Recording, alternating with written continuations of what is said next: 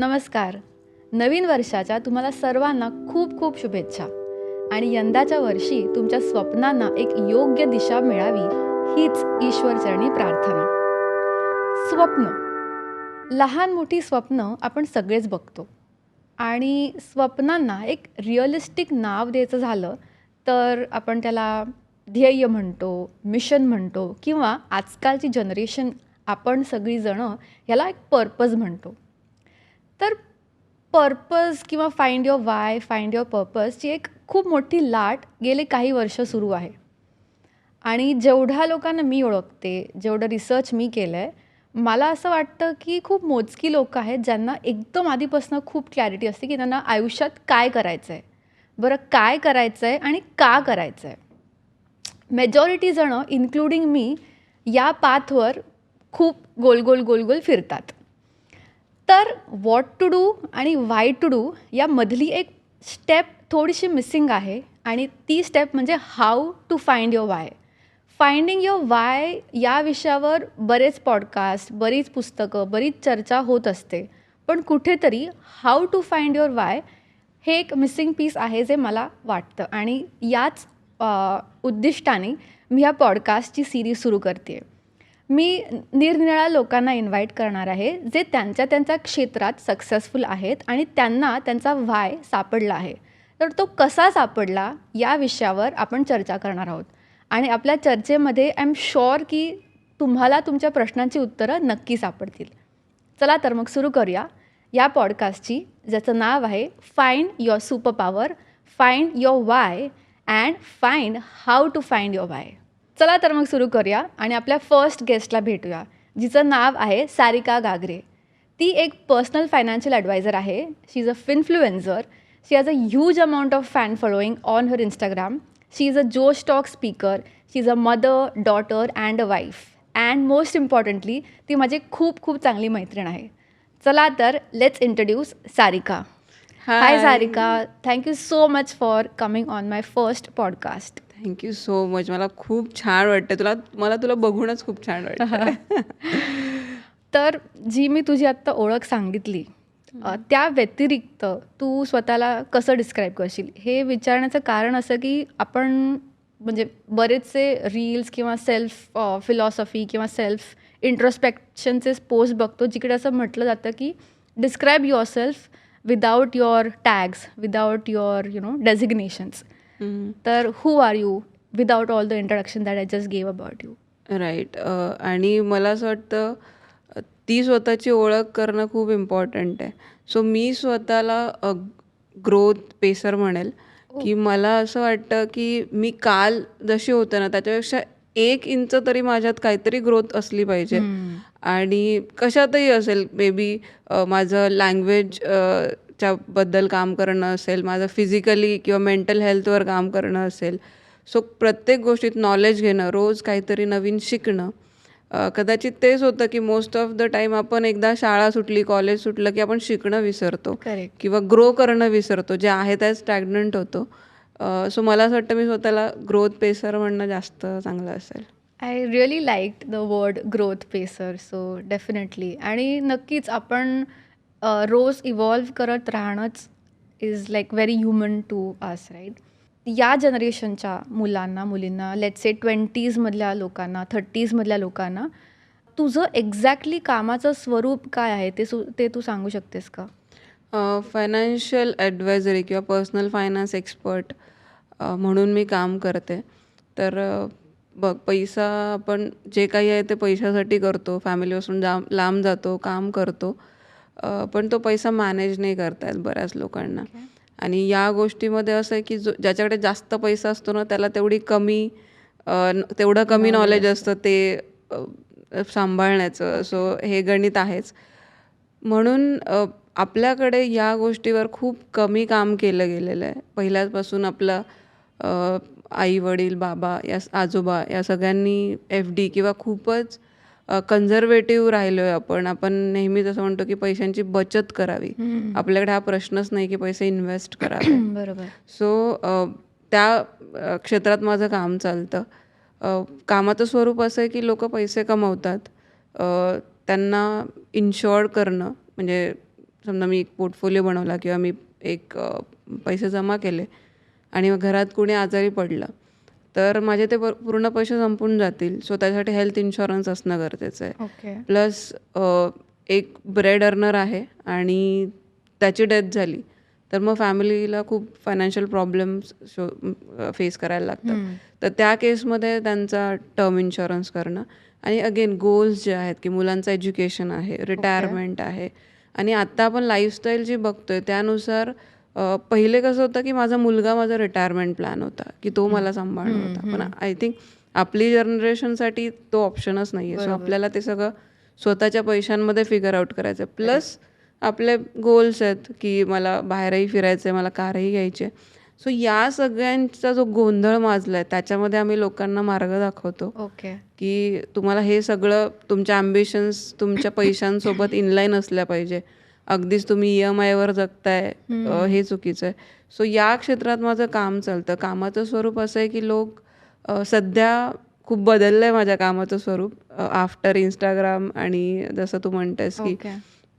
जेव्हा सोशल मीडियावर मी सुरुवात केली आधी असं होतं की जस्ट माझे ओळखीचे आहेत किंवा माझे क्लायंट रेफरन्स द्यायचे तिथून माझं लीड्स किंवा क्लायंट्स मिळायचे. मग त्यांचं फायनान्शियल प्लॅनिंग करून मी पुढे त्यांचे इन्व्हेस्टमेंट सुरू करायचे. आता असं आहे की दॅट वॉज असं म्हणू शकतो पहिले पुश बिझनेस होता पण because of Instagram, Facebook, YouTube बरोबर. आता तो पुल बिझनेस झाला आणि आता मला कळतंय की जगभरात आमची किती गरज आहे लोकांना की लोक कुठूनही फोन करतात आणि विचारतायत. सो त्यांना मग अगेन फायनान्शियल प्लॅनिंग झूमवर करतोय सध्या. पहिले समोर करायचो, बरोबर. आता झूमवर करून त्यांना पुढे गाईड करतोय आणि अगेन आमचे क्लायंट बनतात आणि मेन पार्ट आहे की त्यांना नंतर हँड होल्डिंग करणं. सो ते आहेच.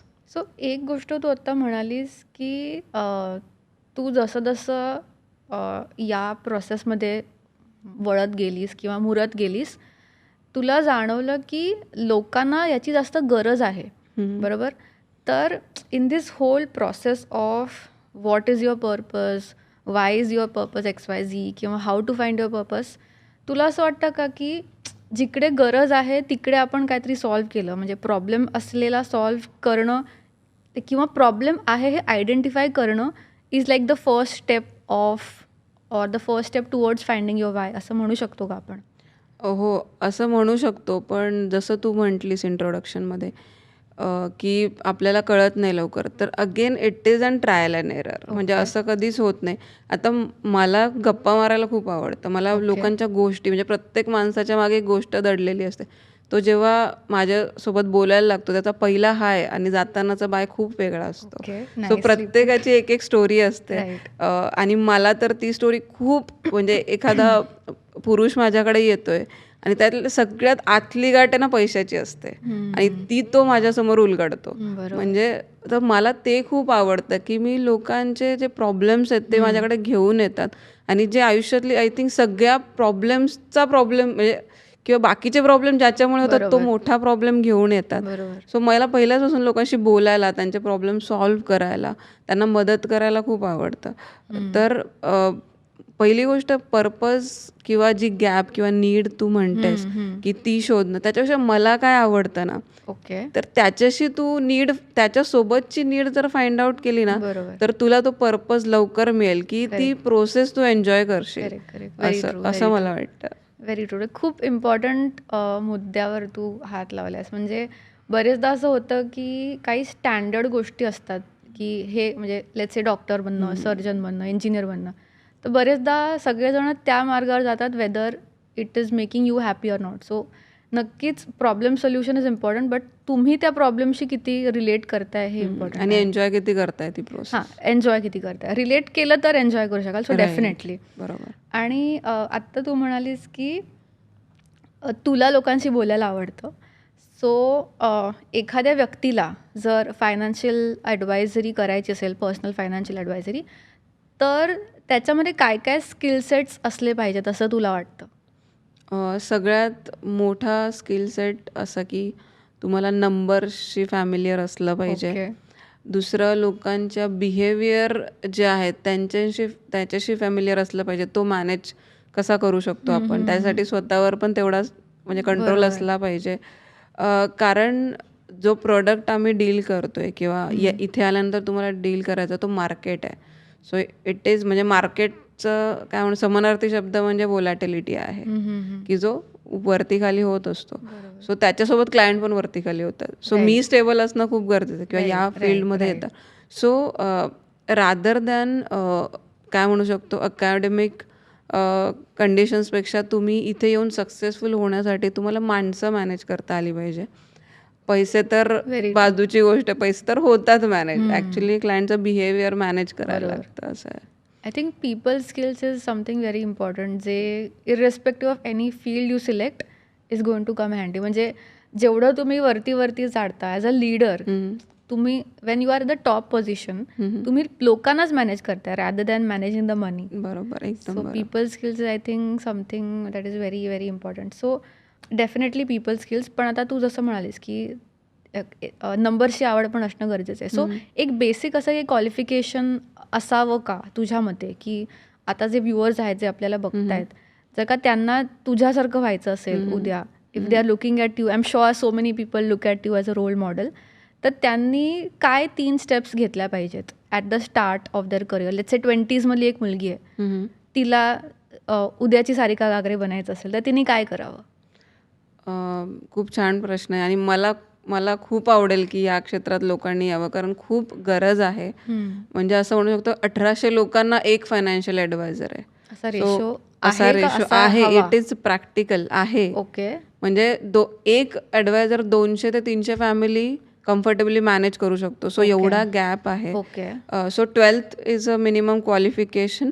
आणि त्याच्यानंतर तू म्हणजे तुझ्या एक्सपर्टीजसाठी किंवा तुला काहीतरी वेगळा तुझा USP असावा म्हणून तू CFP CFA करू शकतेस. नाहीतर 12th इज मिनिमम. सो आणि एक साईड क्वालिफिकेशन असं की तुझं नेटवर्क असायला पाहिजे, की तू लोकांशी कनेक्टेड असायला पाहिजे. तुझं पब्लिक स्पीकिंग किंवा तुला इंटरॅक्शन करता आलं म्हणजे मग अगदीच एखादा इंट्रोवर्ट आला तर त्याच्यासाठी खूप म्हणजे त्याला खूप काम करायला लागेल त्या गोष्टीवर. असं आहे. कुठल्या 2 एक्झाम्स म्हणालीस त्याची थोडी इन्फॉर्मेशन अजून देऊ शकते? NISMची एक्झाम असते, ती तुला म्युच्युअल फंड डिस्ट्रीब्युटर शिप तू त्याच्यानंतर करू शकते. ह्याचा फुल फॉर्म आहे आणि कोणाला जर का करायचं असेल तर त्यांनी कुठे काय कसं जाऊन करावा हा कोर्स किंवा ही एक्झाम? मोस्टली तुला म्युच्युअल फंड डिस्ट्रीब्युटर बनायचं आहे तर तू अगदी गुगलवर सर्च केलं तरी काही नॅशनल डिस्ट्रीब्युटर आहेत, तर ते तुला हेल्प करतात की ते तुम्हाला एम्पॅनल करतात, तुमची तयारी करून तुमची एक्झाम तुम्हाला करून घेतात, पूर्ण पास करून तुमचं सगळं काम ते करून देतात, एम्पॅनलमेंट करून देतात आणि तुझं काम करू शकते. सेल्स ट्रेनिंग मिळतं. मी स्वतः प्रुडंटसोबत काम करते. सो सगळा सेल्स अँड सपोर्ट सगळ्या गोष्टी तिथून मिळतात. तुला स्वतःचं डायरेक्ट ॲडवायझरी करायची असेल तर तेही करू शकते. पण it is very difficult being a woman or being a mother. माझ्यासाठी कन्व्हिनियंट हे होतं की मी कुठेतरी हेल्पिंग हँड घ्यावा. So I am with prudent. आणि मग त्यांनीच एक्झाम करून मला एम्पॅनल केलं आणि जी सर्व्हिस आहे तिथूनच मला मिळते. तू मगाशी म्हणता म्हणालीस की तू या क्षेत्रात ट्रायल अँड एरर करत आलीस, तर काय ट्राय अँड एरर केलंयस आणि like what made you decide that this is what you want to do for your entire life, की तू त्या डिसिजनवर कशी अराईव्ह केलंस? तर ओके, ॲक्च्युली मी फार गणितात हुशार होते असं काहीच नाही आहे. सो जस्ट आपले जे ॲव्हरेज असतात की 70-80% त्या कॅटेगरीमध्ये होते. पण जेव्हा लग्न होऊन मी म्हणजे लवकर लग्न झालं, सो मी जेव्हा सासरी आले तेव्हा माझ्या सासऱ्यांना मार्केट बघायचे.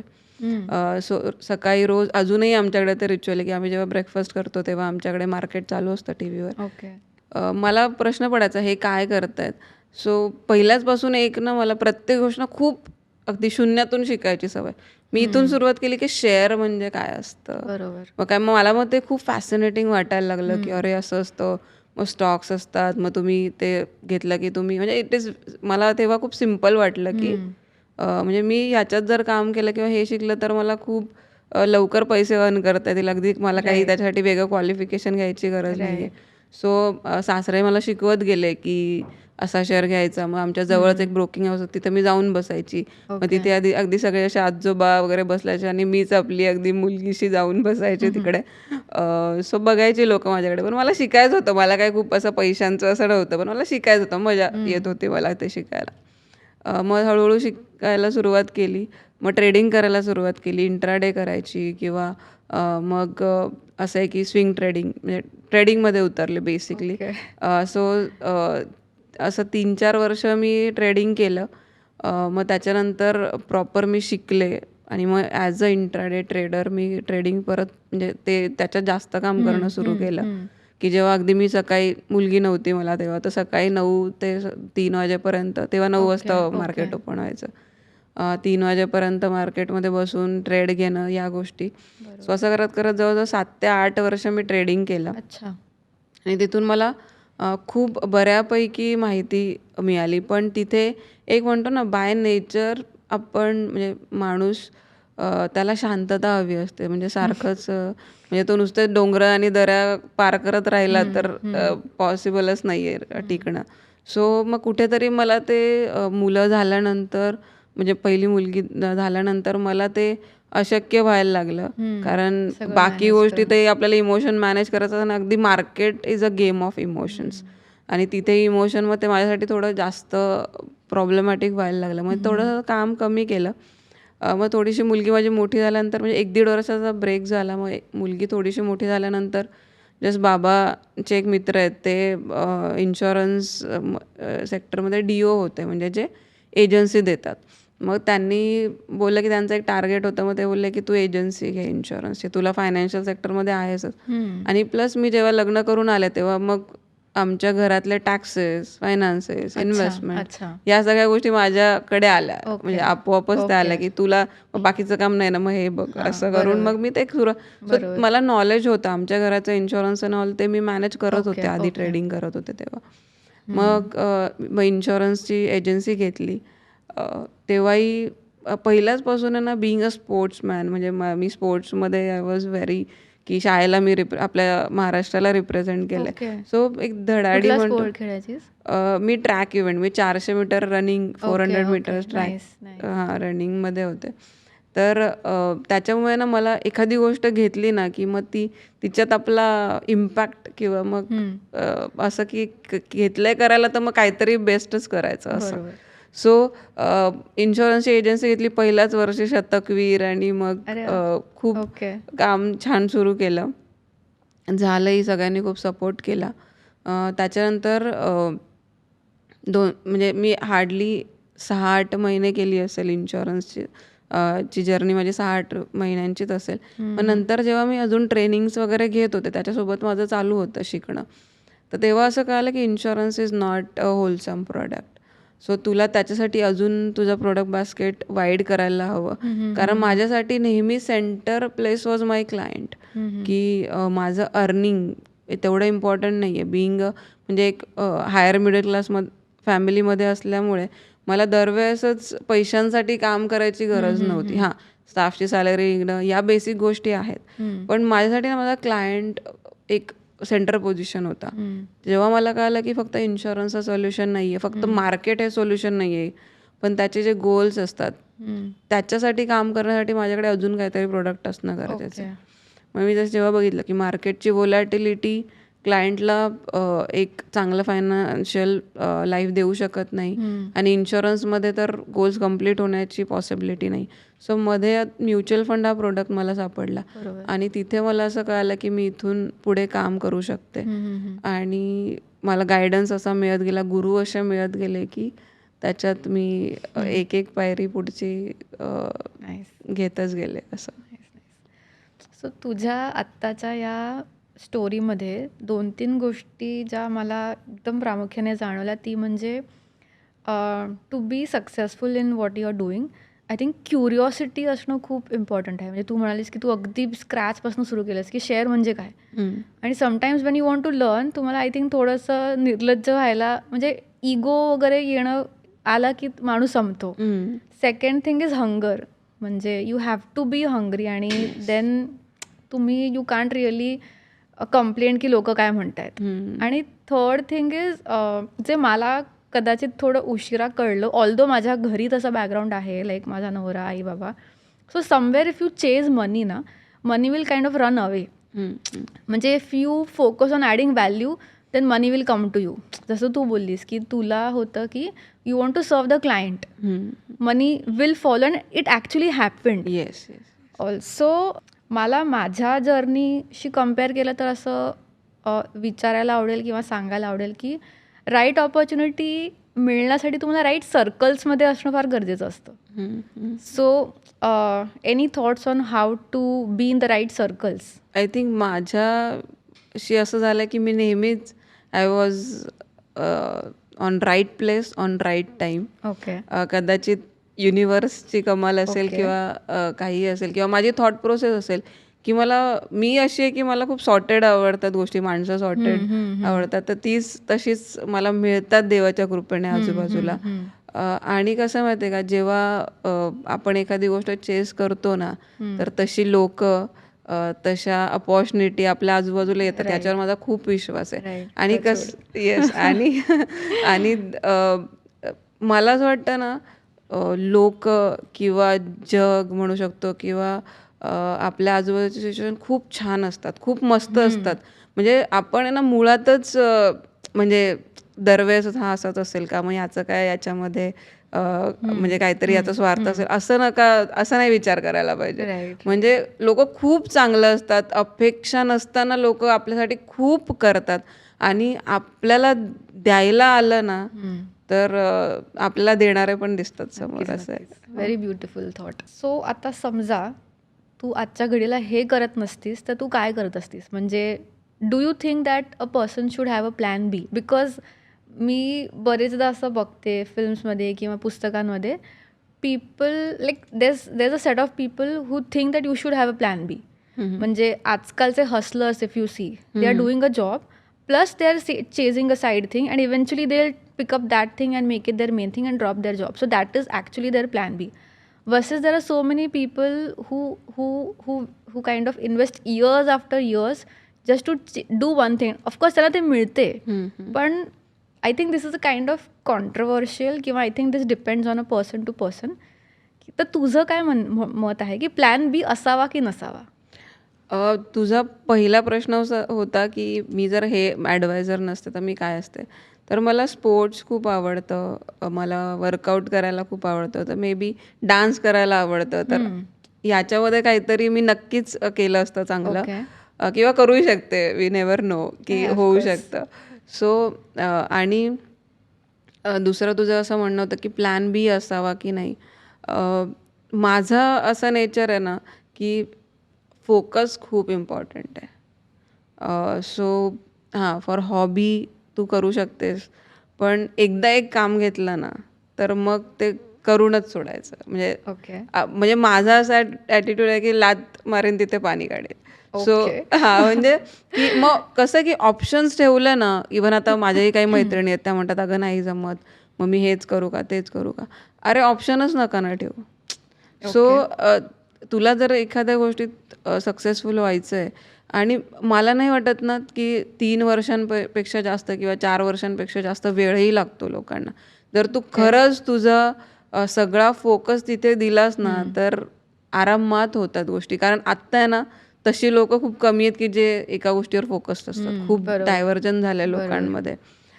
सो मला असं वाटतं की एक गोष्ट फोकस केली की ती होतेच.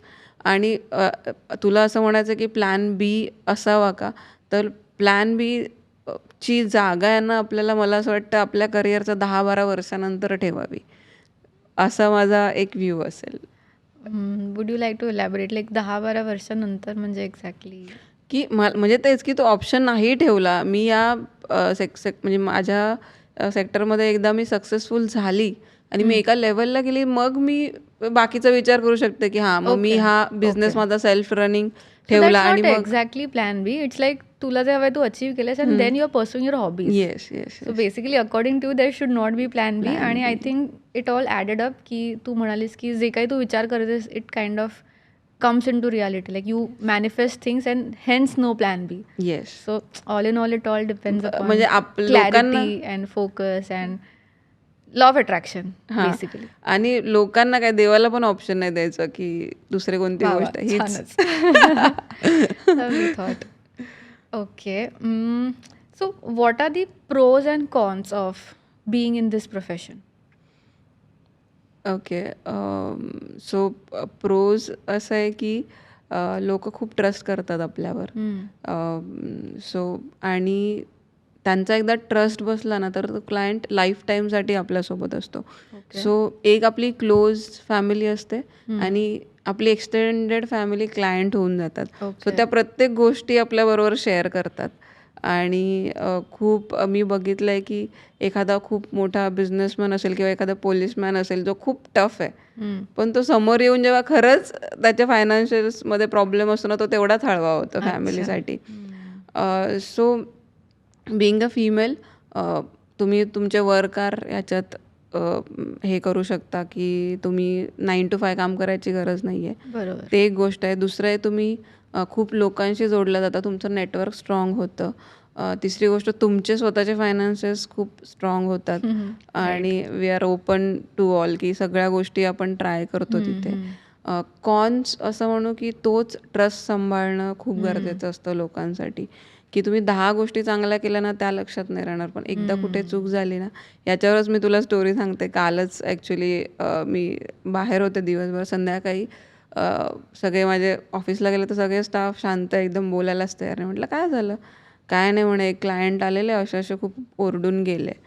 तर मी जस्ट फोन केला आणि त्यांना असं होतं की मी त्या हजबंडशी कोऑर्डिनेट करत होती, वाईफला माहीत नव्हतं आणि वाईफ येऊन बडबडून निघून गेल्या. अरे बापरे. असं झालं आणि त्या लगेच म्हणजे माझे सगळे क्लायंट खूप डिसेंट आहेत. म्हणजे लाईक कुणाचंही ऑफिसमध्ये आल्याने आवाज चढलाय असं कधीच नसतो. मी क्लायंटला फोन केला, म्हटलं का माझ्या मुलींना बोललात तुम्ही? अच्छा. असं म्हणजे स्वीट. की हां, नाही आहे तुम्ही बघा व्हॉट्सॲपवर बघा, मी कनेक्ट केलं आहे आणि ह्या सगळ्या गोष्टी आहेत. सो तेच असतं की आपण खूप गोष्टी करतो कदाचित तेव्हा नाही, पण एक सो तो ट्रस्ट सांभाळणं खूप गरजेचं असतं. तेव्हा तुम्ही तुमचं कदाचित फॅमिली थोडंसं बाजूला ठेवायला लागतं की एखाद्या क्लायंटला पहिले त्याचा प्रॉब्लेम सॉर्ट करायला लागतो. So again family time manage करणं ती गोष्ट आहे. ट्रस्ट मॅनेज करणं ते आहे. आणि या क्षेत्रात आहे ना फिमेल्स खूप कमी आहेत आणि बिईंग अ फिमेल नंबर्स थोड्या बायका लांब पळतात ह्या गोष्टींपासून. सो 2017 मध्ये सेकंड दॅट. सो 2017 जेव्हा मी मीटिंग्स अटेंड करायचे आमच्या, तेव्हा 100 जेंट्स जिथे असायचे तेव्हा आम्ही दोघीच बायका असायचो. सो इथे आपल्याकडे अशा फिमेलच्या सक्सेस स्टोरी नाही आहेत की ज्यांना फॉलो करून आपण पुढे जाऊ शकतो. एक्सेप्ट सारिका गागरे. हां, म्हणजे आता होते क्रिएट स्टोरी. सो हे कॉन्स आहेत बरोबर. Basically. So like I agree with you. म्हणजे माझे आई-बाबा दोघेही बँकर्स आहेत. हो, ओके. सो मला कधी डिरेक्ट संपर्क आलाच नाही नंबरशी.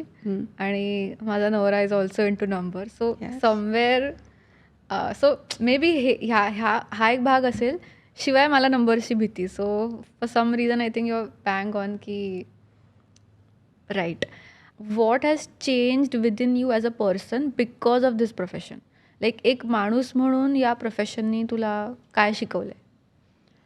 एक माणूस म्हणून या प्रोफेशनने मला बोलायला शिकवलं आहे. ओके. मला माणसांना समजून घ्यायला शिकवलं आहे. आणि 7 वर्षाआधी जी सारिका होती तर तिचं असं होतं की एक मेल क्लायंट कोणी समोर आला तरी मी शिवर करायची, बापरे काय बोलू.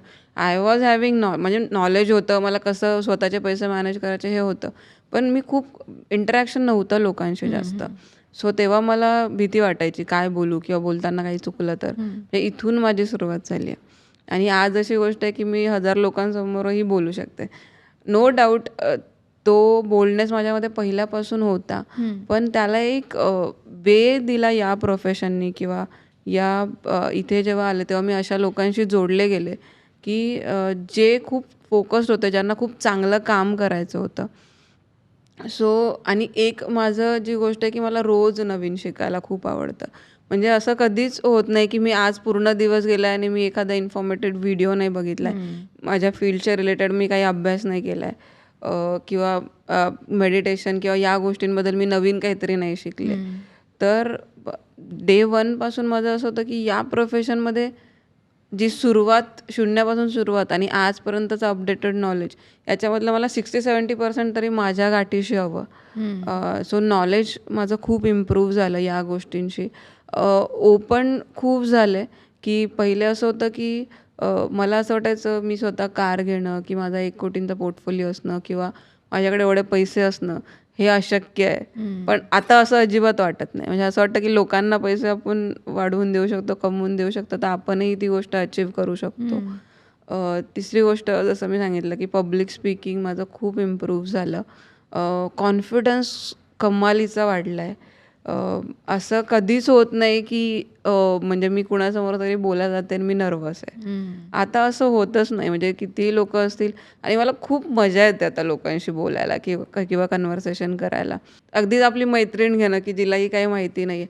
म्हणजे अशी टीम असेल ना जी आपल्यासोबत ग्रो झाली आहे, तर मग ते ना आपले लाईफ टाईम टीम असते किंवा ते आपले पार्टनर्सच होऊन जातात, मला असं वाटतं. हो, आणि कदाचित तेव्हा मलाही ऑप्शन नव्हता की कमी स्केलमध्येच मला लोकांना म्हणजे माझ्याकडे काही आत्ता असे स्टाफ आहेत की ज्यांनी कधी PC हँडल केला नव्हता. सो तिथून सुरुवात होती आणि आम्ही दोघीही शिकलो. हळूहळू आता आमची टीम मोठी होत गेली. तर ते आहे की या गोष्टी जर लक्ष दिलं तर तो पर्पजही मिळतो आणि आपल्याला जी आवडते ती पण गोष्ट करायला मिळते आपल्याला. Couple of things that I observe from जे तू बोललीस. आणि आय थिंक मागेच कधीतरी मी एक रील बघितलेला की one of the bravest thing to do is to ask for help.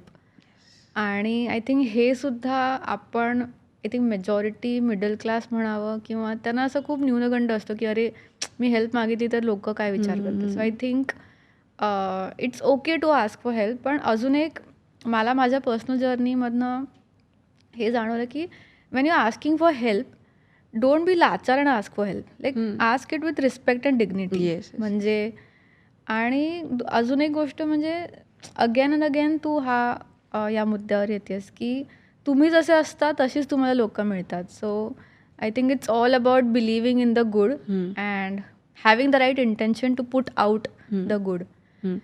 आणि तूही बघ, आता मी समजा तुला काही गोष्टीची हेल्प मागायला आली तर मी म्हणजे तुला असं वाटतं का की मी लाचार असेल? नाही ना. तू तर तुला तर असं वाटतं की मी हा पॉईंट यासाठी घेतला because I was somewhere very hesitant to always ask for help. म्हणजे मला असं वाटायचं की मी का विचारू, मी का विचारू.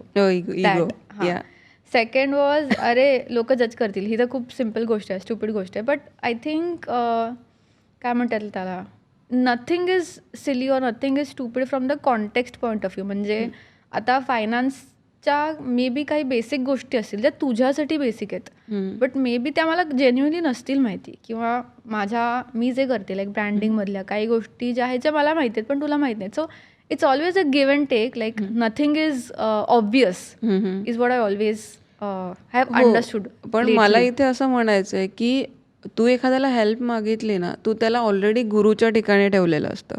सो म्हणजे तुझ्या मनात असतं की मी लाचार किंवा मी काहीतरी डाऊन आहे, पण तो माणूस तुला ना त्याला तो मुलासारखा तुला जवळ घेतो की तो तुला सगळं समजावतो. सो कुणालाही जेव्हा असं वाटतं ना की अरे डाऊट येतोय, तर तुम्ही फक्त एकदा ना चान्स देऊन बघा एखाद्याला. तो इतकं तुम्हाला समजवायला, म्हणजे मला कोणी विचारलं की मी एवढं अगदी सगळं काम टाकून त्या माणसाला शिकवते किंवा सांगते.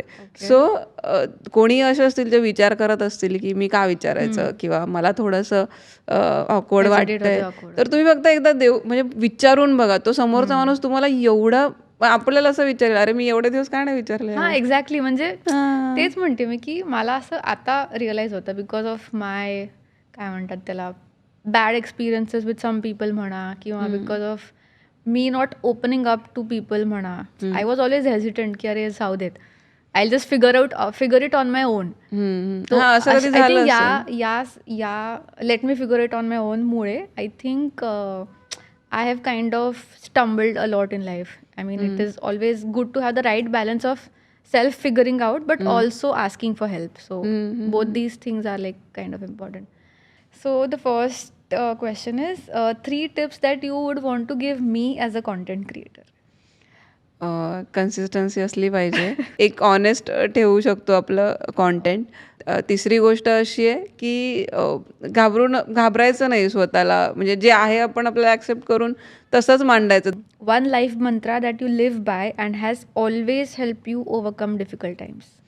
आता तुझा प्रश्न जेवढा असा सोफिस्टिकेटेड आहे तेवढंच काय कॉमेडी माझं उत्तर आहे. खड्ड्यात गेलं. सो ज्या गोष्टीवर मी काम करू शकते तिथे मी काम करेल. ज्या गोष्टी माझ्या कंट्रोलमध्ये तिथे मी माझं काय म्हणतो जीव रक्त ओतून मी ते काम करेल. पण जिथे माझा कंट्रोल नाही ना, खड्ड्यात गेलं, जाऊ दे. Next and the last question for the round is, if you had just one day to live, how will you spend it apart from obviously spending time with your family? मला adventures खूप आवडतात. मंदिरात जाणं एक आवडतं मला, Okay. ते असेल. मला खाणं एक आपली आवडीची गोष्ट आहे. सो मला हवं ते आय थिंक मी हवं ते खाईल. तर आत्तापर्यंत जे आपलं डिस्कशन झालं, can you just quickly summarise this for our viewers in maybe like 5 words or maybe 5 crisp pointers, की तुम्हाला एखादी गोष्ट का करावी आणि ती कशी करावी? Regarding purpose, it is always a trial and error. So कधीही कुठेही घाबरायचं नाही आहे. ऑकवर्ड फील नाही करायचं आहे. हेल्प मागणं खूप गरजेचं आहे. हेल्प कुणाकडून मागणं, तो माणूस शोधणं तेवढंच गरजेचं आहे. आणि मला असं वाटतं की एक देवावर विश्वास ठेवणं गरजेचं आहे की जसं तू वागशील किंवा जशी तू पुढे जाणार आहेत तशी लोकं तुझ्याशी जोडली जाणार आहेत. सो बेसिकली असं आहे की फोकस ठेवला, आपले थॉट प्रोसेस चांगली ठेवली, ॲटिट्यूड चांगला ठेवला की चांगल्या गोष्टी फॉलो करणारच आहेत. So that's it. Okay, thank you so much for your time and thank you for coming your. Thank you. मला खूप नेहमीच तुझ्याशी बोलायला खूप आवडतं. पण आज ह्या वेगळ्या सेटअपमध्ये किंवा एक वेगळा पर्स्पेक्टिव्ह घेऊन बोलायला खूप छान वाटलं. आणि तू हे खूप सुंदर काम सुरू केलं आहेस. मला असं वाटतं म्हणायचं असतं म्हणून म्हणतेस की खरंच प्लीज. तुला असं वाटतं मला तुझ्याशी असं फॉर्मल वागायला हवं आहे म्हणून? असंच थोडं ह्युमर क्रिएट करायला. नाही, ॲक्च्युली गरज आहे. आणि कसं माहिती आहे का, पॉडकास्ट हा गोष्ट आहे ना, आता मला असं वाटतं की लोकांना वरवर 50 सेकंड 30 सेकंड्स च्यापेक्षा स्वतःच्या माइंडसेट किंवा या गोष्टींसाठी पॉडकास्ट ऐकायला आवडतं. पर्सनली मला आवडतं. मी मिस नाही करत पॉडकास्ट. कारण एखाद्या गोष्टीचा ब्रीफ आपल्याला कळतं. एखाद्या माणसाबद्दल आपल्याला खूप वेगळ्या पद्धतीने तो माणूस कळतो. सो एखादा माणूस जर पॉडकास्ट ऐकायला बसला तर मला असं वाटतं की प्रत्येक व्हॉईस मॉड्युलेशन असेल किंवा त्याच्यातून म्हणजे तो ना असं जे स्क्रिप्टेड व्हिडिओ असतात ना त्याच्यात तो खोटं बोलू शकतो. पण जेव्हा तो पॉडकास्टला बसतो तेव्हा कुठेतरी एका लेवलला त्याला खरं बोलायलाच लागतं. Right. सो पॉडकास्ट हा नवीन जो आहे आणि आय थिंक याच्यात खूप पोटेन्शियल आहे. लोक ऐकतात. पहिले असं वाटतं की जेवढा छोटा व्हिडिओ तेवढा जास्त चांगला चालेल. पण नो डाऊट मला आवडतं आहे पॉडकास्ट ऐकायला, तर लोकांनाही तेवढाच आवडतं. आणि मराठी माणसांना स्पेसिफिकली खूप गरज होती तुझी. माझी? हो, बिकॉज आपल्याकडे ना इमोशनला फार इम्पॉर्टन्स दिलं जात नाही. कारण असं नेहमीच मराठी माणसं नोकर चाकर याच साच्यातून वाढलेली आहेत. सो आपल्याकडे इमोशनल किंवा फाइंडिंग पर्पज किंवा आपल्या मनाला समाधान मिळावं या गोष्टींवर खूप कमी काम झालं आहे आणि जे तू करतेस. So thank you so much. Okay. सारिकाशी गप्पा मारून मला खूप मज्जा आली. तशी आय एम शुअर तुम्हालाही आली असेल. हा माझा पहिला पॉडकास्ट आहे. एक खूप ऑनेस्ट इंटेन्शन घेऊन मी हे सुरू करते and I want to keep doing this. आणि तुम्हाला या पॉडकास्ट थ्रू काय शिकता आलं हे तुम्ही कॉमेंट सेक्शनमध्ये नक्की कळवा. आणि तुम्हाला कुठल्या स्पेसिफिक एरियामधली व्यक्ती हवी असेल यायला पॉडकास्टवर तरी मला कॉमेंट सेक्शनमध्ये कळवा. And share me with like lots of love so that I can keep doing this and I can keep putting out good in the world. So I hope you find your superpower soon and you find your why and you find how to find your why. Good day. Bye bye.